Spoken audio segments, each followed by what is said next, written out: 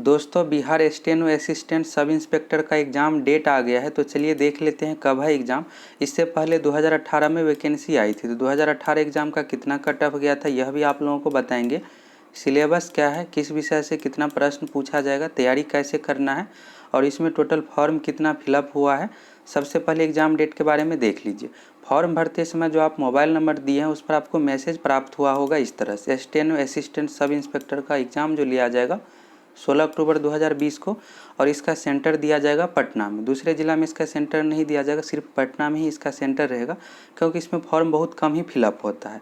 Admit card आप website से जल्द ही डाउनलोड कर सकते हैं, वेबसाइट पर जल्द ही इसका एडमिट कार्ड भी दे दिया जाएगा। एडमिट कार्ड कब तक जारी होगा, तो एग्ज़ाम से 20 दिन पहले एडमिट कार्ड दिया जाता है, और 16 अक्टूबर 2020 को एग्ज़ाम है, तो इस महीने की 25 से 26 तारीख तक, यानी 25 से 26 सितंबर तक इसका एडमिट कार्ड दे दिया जाएगा। 1-2 दिन में वेबसाइट पर नोटिस भी आ जाएगा एग्ज़ाम डेट से रिलेटेड, और 25 से 26 सितंबर तक वेबसाइट पर एडमिट कार्ड भी जारी हो जाएगा। अब चलिए सिलेबस देख लेते हैं। सबसे ज़रूरी है कि आपको सिलेबस के बारे में समझना कि इसमें कितना क्वेश्चन पूछा जाता है, सिलेक्शन का प्रोसेस क्या है, इसको आप अच्छे तरीके से देख लीजिए।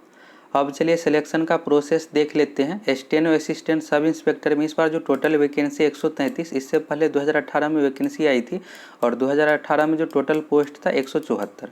चलिए यहाँ पर दिया हुआ है चयन का प्रक्रिया। तो सबसे पहले लिखित परीक्षा, लिखित परीक्षा पास करने के बाद शॉर्ट हैंड होगा, टाइपिंग टेस्ट होगा, फिर आपका मेरिट लिस्ट लिखित परीक्षा में मार्क्स के अनुसार तैयार किया जाएगा। लिखित परीक्षा के बारे में समझ लीजिए। इस बार पीटी और मेंस 2 एग्जाम नहीं है, सिर्फ एक ही एग्जाम है। लिखित परीक्षा में 2 पेपर होगा, समान हिंदी का और समान ज्ञान का, जिसमें जीके एवं करेंट अफेयर से रिलेटेड क्वेश्चन पूछा जाएगा। इस बार मेंस एग्जाम नहीं है। इससे पहले 2018 में वैकेंसी आई थी, 2018 में 2 एग्जाम था। सबसे पहले था पीटी एग्जाम, पीटी एग्जाम पास करने के बाद मेंस एग्जाम लिया गया था, लेकिन इस बार नहीं है। इस बार क्यों नहीं है, तो बीपीएसएससी आयोग द्वारा 2018 में पहली बार स्टेनो असिस्टेंट का एग्जाम लिया गया था, तो इसलिए कोई आइडिया नहीं था कि कितना इसमें फॉर्म फिलअप होगा।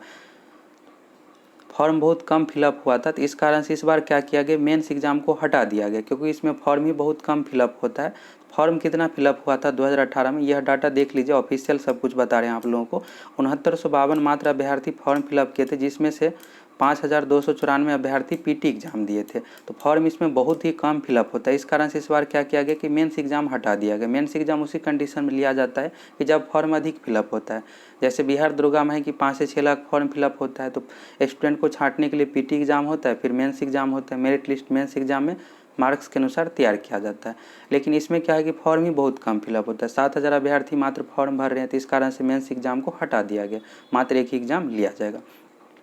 यह हो गया 2018 का डेटा। अब इस बार कितना फॉर्म फिलअप हुआ होगा, तो इस बार मात्र 2 से 3 हज़ार और अधिक फिलअप हुआ होगा, यानी 10 से 11 हज़ार फॉर्म फिलअप हुआ होगा। इससे अधिक नहीं हुआ होगा, क्योंकि स्टेनो का बहुत ही कम सीमित स्टूडेंट रहते, शॉर्ट हैंड सभी को नहीं आता है, इस कारण से सभी फॉर्म इसका नहीं फिलअप करते हैं। तो 10 से 11 हज़ार मात्र अभ्यर्थी फॉर्म भरे होंगे, इससे अधिक नहीं होंगे। इस कारण से इसका सिर्फ सेंटर पटना में दिया जाएगा, क्योंकि अभ्यर्थी कम है। अगर अभ्यर्थी ज़्यादा रहता है तो बाकी जिला में भी सेंटर दिया जाता है। अब यहाँ से आपको 2018 का क्लियर समझ में आ गया होगा। अब चलिए इस बार का आप देख लीजिए 2020 का। अभी आप लोगों को जानकारी के लिए बताइए कि 2018 में किस तरह से था। 2020 में क्या है कि सबसे पहले आपको एग्ज़ाम देना है। एडमिट कार्ड जारी होगा, 16 अक्टूबर 2020 को एग्ज़ाम है। जब आप सेंटर पर जाइएगा तो 2 एग्ज़ाम आपको देना पड़ेगा, 2 पेपर देना पड़ेगा। शिफ्ट फर्स्ट में होगा हिंदी का पेपर, और दूसरे शिफ्ट में होगा समान ज्ञान का पेपर। मेरिट लिस्ट जो बनेगा समान ज्ञान में मार्क्स के अनुसार, जिसके बारे में यहाँ पर दिया हुआ। तो यहाँ पर देख लीजिए, लिखित परीक्षा में 2 प्रश्न पत्र होंगे, दोनों पत्र बहुविकल्पी प्रश्न पर आधारित होंगे, यानी ऑब्जेक्टिव टाइप का क्वेश्चन पूछा जाएगा। एग्जाम जो लिया जाएगा OMR सीट पर ऑफलाइन लिया जाएगा। शिफ्ट फर्स्ट में जो होगा समान हिंदी का, समान हिंदी में टोटल 100 अंक है, और क्वेश्चन भी 100 पूछा जाएगा, जिसमें आपको 30 अंक लाना पड़ेगा, यानी 30% मार्क्स चाहिए। 100 में से आपका 30 अंक से आना ही चाहिए। अगर 30 अंक नहीं आता है तो आपको डिस्क्वालीफाई कर दिया जाएगा। समान हिंदी का मार्क्स मेरिट लिस्ट में नहीं जोड़ा जाएगा। इसके लिए जो आपको समय मिलेगा 1.5 घंटे का। बिहार दरोगा में 2 घंटे का समय दिया जाता है, लेकिन इसमें आपको 1.5 घंटे का 90 मिनट का समय दिया जाएगा। अब चलिए यहाँ पर द्वितीय पत्र का देख लीजिए। द्वितीय प्रश्न पत्र है 200 अंकों का समान ज्ञान एवं समसामयिक मुद्दे से संबंधित 100 बहुविकल्पिक प्रश्नों पर आधारित होगा। द्वितीय पत्र जो है समान ज्ञान का है, जिसमें करेंट अफेयर्स भी शामिल है। इसके लिए आपको 2 घंटे का समय दिया जाएगा। निगेटिव मार्किंग भी है, 0.2 अंक निगेटिव मार्किंग काटा जाएगा। अब इसको आप अच्छे से समझ लीजिए। मेरिट लिस्ट जो बनेगा द्वितीय पत्र में मार्क्स के अनुसार, यह जो पेपर है इसमें मार्क्स के अनुसार, इसमें क्या होगा कि टोटल आपसे 100 क्वेश्चन पूछा जाएगा। प्रत्येक क्वेश्चन रहेगा 2 अंक का, यानी टोटल 200 अंकों की परीक्षा होगी। इसमें आपको समय जो दिया जाएगा 2 घंटे का, 2 घंटे का समय दिया जाएगा। 0.2 अंक निगेटिव मार्किंग भी है। निगेटिव मार्किंग बहुत कम है, प्रत्येक सही उत्तर के लिए आपको 2 अंक मिल रहा है, प्रत्येक गलत उत्तर के लिए 0.2 अंक काटा जाएगा, यानी 1/10 निगेटिव मार्किंग है। निगेटिव मार्किंग बहुत कम है, इसलिए मैक्सिमम क्वेश्चन को कोशिश कीजिएगा आप अटेम्प्ट करने का। यह हो गया द्वितीय पत्र। अब द्वितीय पत्र में क्वेश्चन किस तरह से पूछा जाएगा, तो बिहार दरोगा के सिलेबस में भी समान ज्ञान एवं समसामयिक मुद्दे से संबंधित सिलेबस में दिया हुआ है।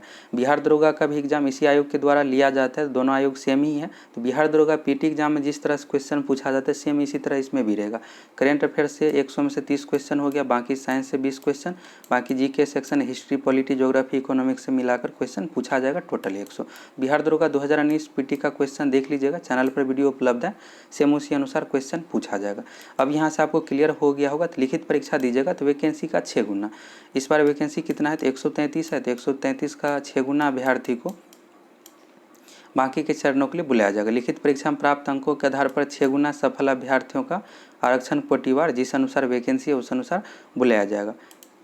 अब यहाँ पर है पात्रता की जांच। इसके बाद आपका यहाँ पर टाइपिंग टेस्ट होगा। तो सबसे पहले श्रुति लेखन शॉर्ट हैंड होगा, इसके बाद हिंदी एवं अंग्रेजी में टाइपिंग टेस्ट होगा, जिसके बारे में यहाँ पर दिया हुआ, तो इसको देख लीजिए आप। यहाँ पर दिया हुआ हिंदी श्रुति लेखन की जांच 80 शब्द प्रति मिनट की गति से 5 मिनट तक लेखापन द्वारा की जाएगी। इसके बाद यहाँ पर टंकन की जाँच है, टाइपिंग टेस्ट है, हिंदी एवं अंग्रेजी दोनों में टाइपिंग टेस्ट है। अभ्यर्थियों को हिंदी एवं अंग्रेजी में न्यूनतम 30 शब्द प्रति मिनट की गति से 300 शब्दों को 10-10 मिनट में कंप्यूटर पर टंकित करना होगा। इसमें उत्तीर्ण होने के लिए हिंदी टंकन में 5% से अधिक और अंग्रेजी टंकन में 10% से अधिक गलतियां नहीं होगी। हिंदी में जो होना चाहिए 5% मिस्टेक और अंग्रेजी में 10%। अगर 11% अंग्रेजी में हो जाता है तो डिस्क्वालीफाई कर दिया जाएगा, यानी 5% से हिंदी में अधिक गलत नहीं होना चाहिए और अंग्रेजी में 10% से अधिक नहीं होना चाहिए। टाइपिंग टेस्ट होने के बाद कंप्यूटर टेस्ट भी किया जाएगा, जिसके बारे में यहाँ पर दिया हुआ है कंप्यूटर ज्ञान की जांच। उम्मीदवार के MS office word excel internet की व्यवहारिक ज्ञान की जांच की जाएगी, यानी प्रैक्टिकल नॉलेज होना चाहिए, आपको कंप्यूटर चलाना आता है या नहीं, माइक्रोसॉफ्ट वर्ड एक्सेल आप यूज कर पाते हैं या नहीं। जब टाइपिंग टेस्ट होगा उस समय आप किसी भी कंप्यूटर जहाँ पर सिखाया जाता है उससे संपर्क कर लीजिएगा, वहाँ पर आपको यह सभी सिखा दिया जाएगा, कोई भी दिक्कत नहीं होगा आगे आपको।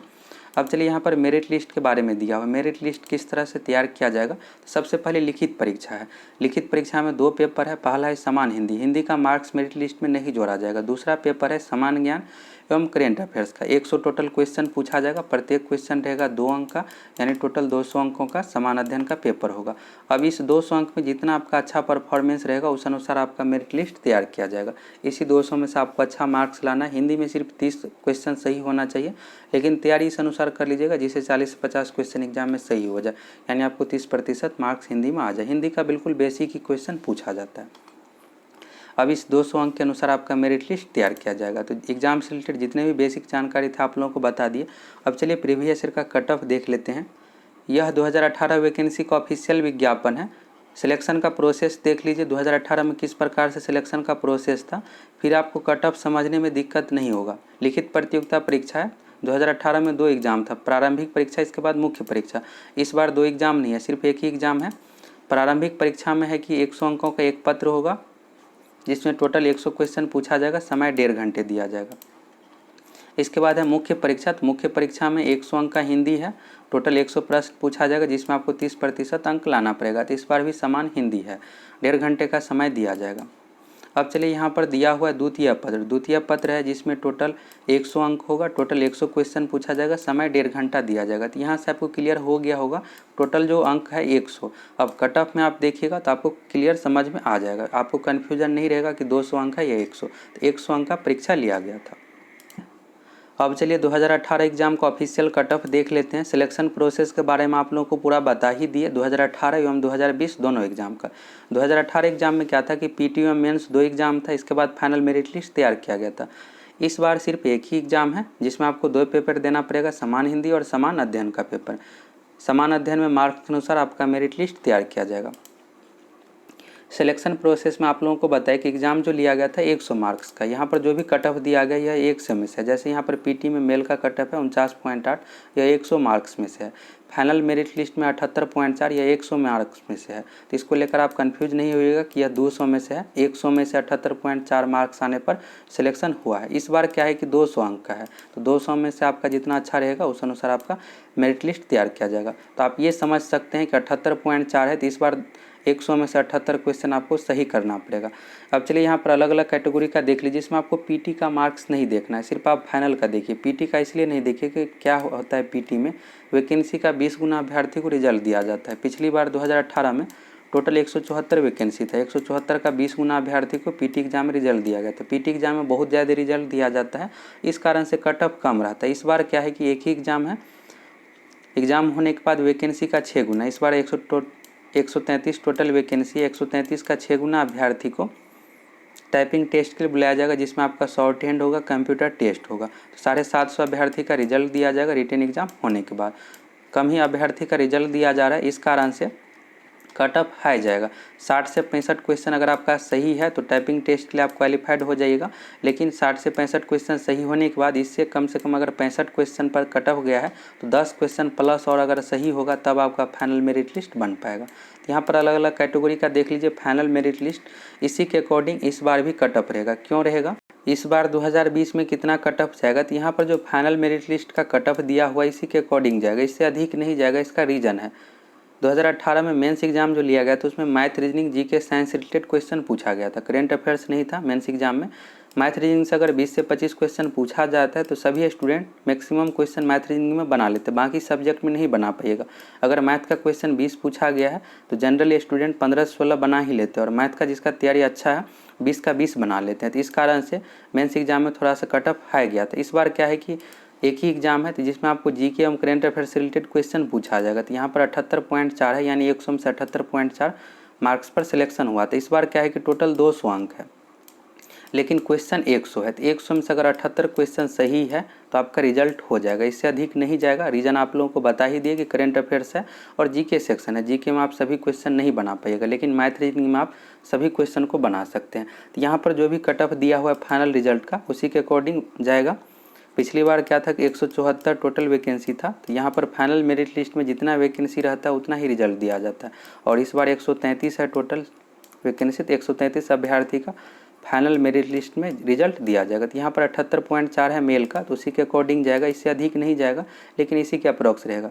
75-76 क्वेश्चन पर रिजल्ट हो जाएगा, मैक्सिमम हो गया यहाँ पर 78, इससे अधिक नहीं जाएगा। फॉर्म ही बहुत ज़्यादा इसमें फिलअप नहीं हुआ है। बाकी सभी कैटेगरी का अलग अलग करके देख लीजिए। जनरल में 78.4 मेल का हो गया, फीमेल का है 75.6, बीसी में 76.2, फीमेल का है यहाँ पर 73.8, ईबीसी कैटेगरी में मेल का है 74.2, ईबीसी में फीमेल का है 70.2, एससी में है मेल का यहाँ पर 51.8, फीमेल का कोई भी कैंडिडेट क्वालिफाइड यहाँ पर नहीं हुआ है। इसके बाद है यहाँ पर एसटी में 75.4,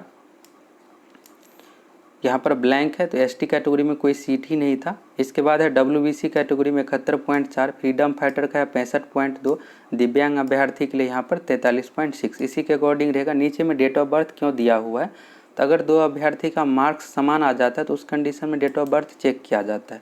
अगर दो अभ्यर्थी का 78.4 मार्क्स आया है तो जिसका डेट ऑफ बर्थ अधिक रहता है उसका सिलेक्शन होता है। तो 78.4 मार्क्स पे जो फाइनल रूप से सिलेक्टेड है उस कैंडिडेट का यहाँ पर डेट ऑफ बर्थ दिया हुआ है। अगर यहाँ पर 78.6 अगर आपका मार्क्स आ जाता है तो उस कंडीशन में डेट ऑफ बर्थ नहीं देखा जाएगा, आपका सिलेक्शन हो जाएगा।